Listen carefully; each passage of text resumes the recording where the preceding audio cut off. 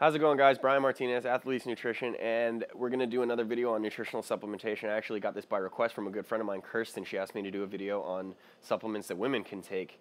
So thanks, Kirsten, for that, and here we go. First of all, guys, there's not a huge difference between supplements for men and women. I mean, the basic nuance between the male and the female body is going to be chromosomal patterns and sex hormone orientation. So as long as we're staying away from supplements or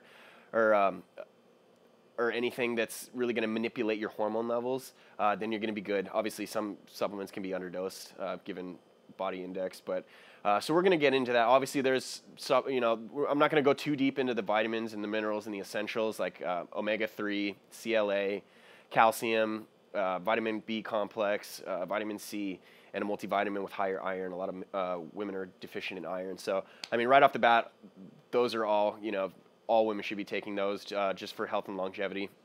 But as far as body composition, weight training, cardio, the following can be very helpful for women. One thing that not a lot of women pay close attention to is their metabolism. I mean, everyone has this idea of what metabolism is. It's either slow or fast, but not a lot of people take too much consideration into the care of their metabolism or the function of their metabolism.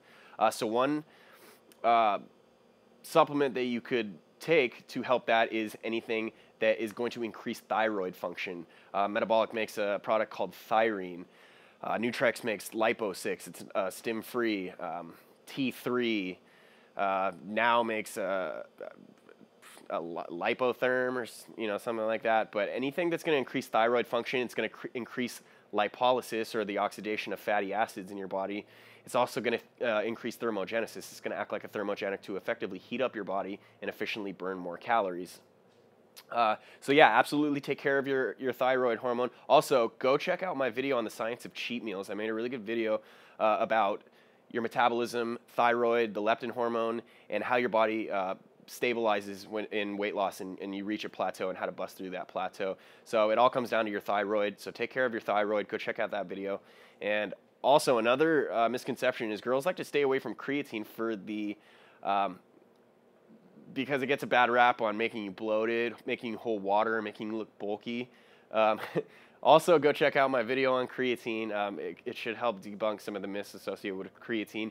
If your nutrition is intact, creatine is not going to have you hold any subcutaneous water. It's not going to really make you bloat. Like I covered in the video, it's usually an influx in carbohydrates, sodium, lack of potassium, or not drinking enough water is going to make you hold subcutaneous water. But creatine works by replenishing the ATP pathway inside of your body to effectively burn ATP as you use muscle glycogen. And if your diet's in check, it's only going to help you hold intramuscular water, not subcutaneous water. So go check that out. I'm not going to go too deep into protein and BCAAs. I also did a video on those, so go check those out. BCAAs are just a constituent of protein, and protein is just a constituent of food. So don't stay away from protein unless you're lactose intolerant, unless you don't handle dairy, soy, meat. Obviously there's a different protein for everyone. But the one thing I want to get across is a lot of women are deficient in protein intake, and protein is an essential nutrient. You need it, but your body cannot conditionally make it. So if you're not getting it from your diet, your body's going to strip it from the only other place that it has to, and that's your lean tissue. Because your entire body, enzymes, breaking things down, transporting, all that is made of protein. Protein isn't just in your lean tissue. It's just, there's a lot of it there, but it's not all the protein that exists in your body. So if your body doesn't have enough protein to function internally, it's going to start stripping it from your lean tissue. So get your protein in, absolutely. Now, another supplement that women don't necessarily like to take is pre-workouts. One, because they're pretty high stimulant in some of them, and also there's some ingredients that are kind of aimed towards strength and increasing testosterone in men. Excuse me.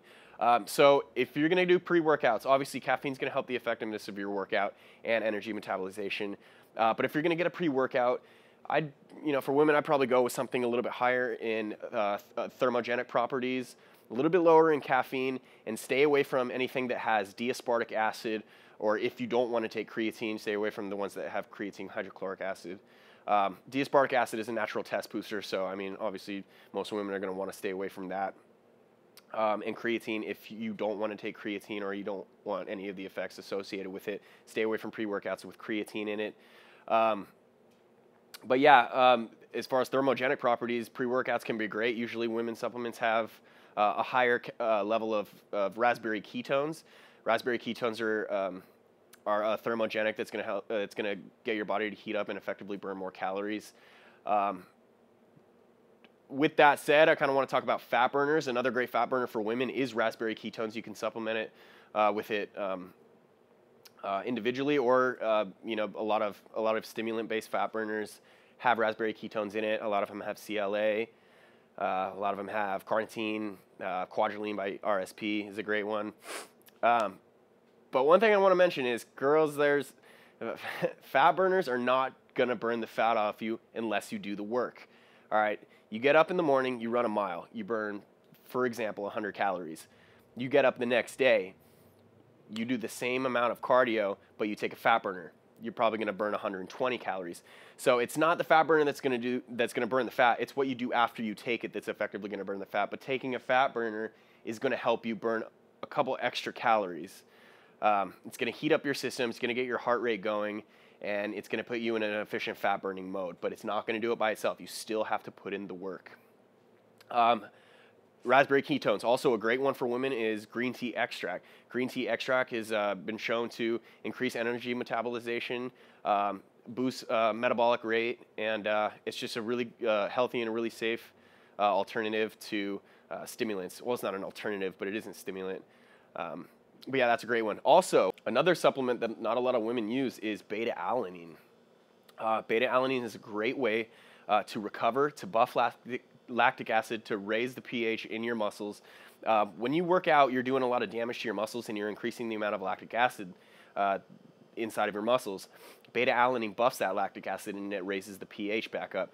It's going to help you recover in between sets. It's also going to help you push a little bit past that pain threshold, and I've noticed that a lot of women don't really push themselves and really go for that pain threshold, because a lot of guys do. A lot of guys you'll see really pumping it out and striving for that pain, because they've associated that pain with muscle growth. And so that could be a great way to help psychologically and physically to help buff that lactic acid and kind of help you fight through that pain threshold when you're lifting. NO products, nitric oxide inhibitors, it's kind of up to you. They're not absolutely necessary, but a safe one would be the amino acid arginine. It's basically going to relax the muscle around your blood vessels so it dilates more, and that's going to effectively help shuttle more nutrients through your blood to the muscles and give you a better pump. So yeah, guys, that's basically it. I mean, there's really not a huge difference for supplements for guys and girls. So hopefully these were helpful. Yeah, if you have any questions, be sure to email me at thelocalfit@gmail.com. Ryan Martinez, Athletes Nutrition and Local Fit. Thanks for watching, guys. We'll see you next time. Anabolic, and when we go through certain exercises or sleep, our body is more catabolic, where it's trying to break down and use the substrate of energy particles as energy. And so collectively, anabolism and catabolism create your metabolism. So basically what your muscle mass is the amount that your body can synthesize protein minus the amount that it can break down protein.